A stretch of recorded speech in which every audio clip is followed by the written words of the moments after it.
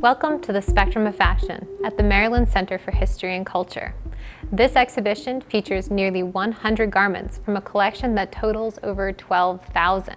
This collection used to be shown 4 times a year in the historic Enoch Pratt House, but curatorial priorities shifted because it was really expensive and really time-consuming, and we had other pieces we wanted to showcase. In the 1970s, we really looked away from this collection. There was this wonderful volunteer named Nola Williams, or Miss Nola as she liked to be called. She went through and gathered supplies, putting away each garment into a box with tissue paper, labeling it, and then creating an index card for each piece that she put in all of these shoe boxes for people to use later. Then she closed the doors and walked away, and we walked away from the collection for about 4 decades. It wasn't until my predecessor, Alexandra Deutsch, came and saw the potential in this collection. She knew, like so many fashion historians, that clothing is an important storyteller. It's something that we all understand, right? Clothing is a physical manifestation of your identity. Every day you get up and you put on clothes that tell the world something about yourself. And this was true with historical people as well. So by using clothing in our exhibitions, we're able to tell or bring story to life better than we can with some other objects. Alexandra started putting clothing into each exhibition, and not just uniforms. So in our Civil War exhibition, you will not only see uniforms, but also the clothing of women and children to tell what life was really like during the Civil War. So this was really the start of our fashion journey. We would go on to create an internship to revitalize, to rediscover, and to conserve all of our fashion items. And through this, we found that there were so many incredible Maryland stories that we could share through clothing. And that was really the foundation for this exhibition. In this exhibition, you will see the spectrum of color, the spectrum of time, and the spectrum of life in Maryland. Each piece has its own unique story to tell, such as this first piece at the front of our exhibition. Our exhibition opens with this beautiful dress from the 1840s. The fabric, a drawn loom silk damask, was actually authenticated to 1740. And that means that this family held on to the fabric for 100 years before creating this dress. In the 18th and 19th centuries, people invested a lot more in their clothing. Clothing was expected to live beyond the first wear. In this case, what is very unique about this dress is that it was only worn by one person. The inside of the dress reveals no alterations, meaning the family just held on to this very precious fabric for 100 years before creating this masterpiece. Most of the multi-generational dresses in this collection show alterations over the years, like the next one that we'll be showing you. Now, this cream silk dress was worn to a ball celebrating George Washington's inauguration in 1789. But what's really fabulous about this dress is the mystery behind it, because one of the sleeves is actually unfinished. If you look, you probably can't tell, but the way that this stays and the way the dress is positioned, this woman was pregnant. And it may be that she was too pregnant to be deemed decent enough to attend the ball. This is just one mystery we'll never know. Additionally, you'll notice there is a pink underskirt. I mentioned that this was a multi-generational dress, but then I also just said the dress was maybe worn once, if that. Well, the petticoat is actually what's multi-generational.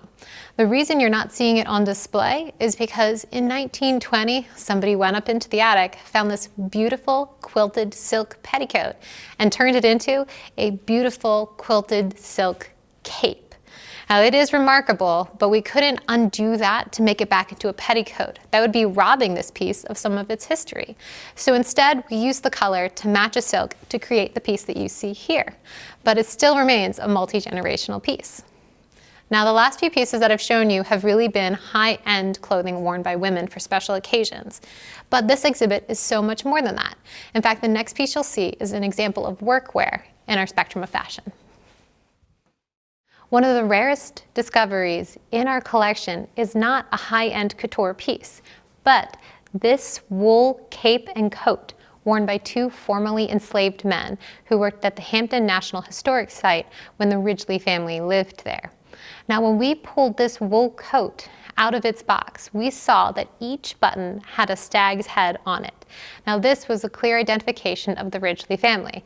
They put the stag's head on pretty much anything. You can find it on door knockers, on pullbacks for curtains, and on the people who worked for them. extant American livery is incredibly rare. It just doesn't survive, or it's not collected. In this case, it came to us through the Ridgely family. And what was really amazing is that we worked with the Hampton National Historic Site to uncover the men who wore it. We were able to find pictures of them and then really bring their story to life in our exhibition. Now, in this part of the exhibit, you will see all different kinds of workwear, from livery to what you'll see looks like a very fancy dress over here. Our workwear section at the Spectrum of Fashion does not just include uniforms. One of the most interesting pieces is this opera dress that was worn by Amelia Himes Walker at her last public performance. Of course, she's not really known for this dress. The year that she gets married, she joins the Society of Friends who back the suffragist movement, and she would dedicate the rest of her life to advancing women's rights. You can often find her name in Baltimore Sun archives in the letters to the editor. And she was known for picketing the White House with the National Women's Party. In fact, one time she's thrown into a workhouse where they are made to wear deplorable clothing. But the suffragists did not take this as a form of embarrassment and hide as it was meant to be. No, they really took it in stride. They have a transcontinental train tour at which all of the women make clothing made to look like the clothing they were forced to wear, called the Workhouse Special, and they tour the nation. And that is what Amelia Himes Walker is really known for. But this is the dress that she donated to us. She herself picked the life that she gave up to represent her story here. And I think that's really important because it shows as much as she's willing to give up to advance women's rights. Now, there are many important Maryland women represented in this exhibition, including the next one, Claire McCardle. In our Maryland Women section, you will find many different Maryland women who were pioneers in their field or made national or international stories. For example, Claire McCardle here is known for creating the American look. Not a name that you may know, but Claire McCardle had many innovations that we still see today. For example, ballet flats, cat eye sunglasses. She also did pockets in dress. I mean, she really had a lot of creative thinking that was not considered in the 1940s when she was making her headway in the field. She looked at rationing and didn't see it as an obstacle, but as an opportunity. She creates dresses made of denim, for example, as opposed to the high-end silks that Dior was making at the same time. Now, Claire McCardle didn't always follow the rules, and that's really where it becomes the American look. Many designers at this time are looking to Paris, and they're copying what they see on the runway and creating it in America for a cheaper price point. Claire McCardle sees an American woman as a working woman, a modern woman, and someone who deserves to look good and also be able to move in their clothing. It's a novel idea, right? In fact, many newscasters wore McCardles because the clothing was both utilitarian and stylish. This was still very high-end clothing in the 1940s and 50s, but it just looked different. Some of the things that she challenged, Dior, all of the dresses zip in the back, and McCardle would put her zippers on the side, with the obscure idea that a woman should be able to dress herself. She also took hints from sportswear. She was an athletic person herself, growing up with many brothers, and she puts not just pockets, but deep, useful pockets in every dress, including this ball gown.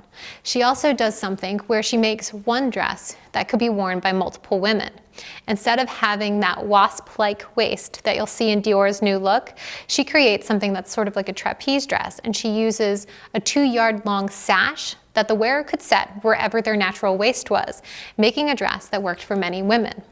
Now, what's really special about this piece is that it was not just made by Claire McCardle, but it was worn by Claire McCardle. This piece came to us through the family, and you can tell that she really loved this piece because there are patches under the arms and on the skirt, showing that she had worn it a couple of times and wanted to make sure it lasts. Something we can all appreciate. We all have that favorite piece of clothing that we like to wear and wish it could last longer. Well, Claire wore this dress multiple times. Now, Claire McCardle dies tragically young, and that's really why her legacy doesn't continue. She was so into her design that she pulled pieces as they were going out the door if they didn't meet her standards. So when she dies, so does the legacy of Claire McCardle, though we still see so many of her innovations today. Now, there were many Baltimore designers, not just in the 20th century, but even before then, like the next one we're going to show you. One of the great things about Spectrum of Fashion is that you can see how fashion is truly cyclical. The neoclassical style that you see in the 1810s comes back in the 1910s, like with this Titanic-era dress worn by Alice Thomas Stevenson. Now, this beautiful dress was so amazing that Alice actually had her portrait done in it by Alfred Klotz, which you'll see behind it. Now, we know this for a few reasons. First, she gave them both to us and said, I wore this dress in this painting. And also, you can see that the artist did a wonderful job rendering the beadwork and the orange sash in the painting itself. Now, this dress that Alice Thomas Stevenson loved so much, she had this massive portrait done of her wearing it, was by a Baltimore maker. You know, you think now of Paris and New York as the true fashion hubs, but Baltimore was actually a major player in the fashion field. You know, as an importer, we were a huge center for trade, and many designers like Fuchsial, who made this dress, were heavy on imports as well as their own designs. So you will find many prominent Maryland women, such as Alice Thomas Stevenson, who would own in their closet many pieces of Parisian couture next to Baltimore couture. They were really on the same level. Now, one of the most important Baltimore makers actually dressed a few first ladies, and that's who we're going to see next. Now, the last story that I'm going to share with you is one of my favorite in the entire collection. This evening coat was worn by First Lady Frances Folsom Cleveland, the wife of President Grover Cleveland. And while it may not look like most of the First Lady's gowns you know, that's because she is in her third trimester when she wears this. And what makes it very special is that when we looked inside of it, we found that the First Lady had made many alterations herself on this coat. For example, she expanded the waist to fit her growing size. She also took a long sleeve and made it into a short sleeve. And one of the things that I love that she did is she took what was a high collar and she folded it in to make this deep V that you see here. Now, this is not just any fabric. This is a thick outerwear velvet that she curled underneath and hand stitched to make the sort of signature neckline. Now, Frances Cleveland was sort of infamous for the way she dressed. She was very young when she marries the bachelor president, Grover Cleveland. In fact, it's her dad's friend. So she was already kind of renowned for being this too young woman for marrying the president, and then she goes and sets the fashion standard. You know, she does things like stops wearing a bustle, and then all of a sudden all of the bustles are gone. There's modesty at the time, but she creates a deep V. So she was sort of, you loved her, or you love to hate her for her daring choices, like with this neckline. This is one of the most amazing stories in the collection, but there are so many amazing stories in this exhibition. I've only picked out a few today, but please come and visit us to learn the nearly 100 stories in the Spectrum of Fashion at the Maryland Center for History and Culture.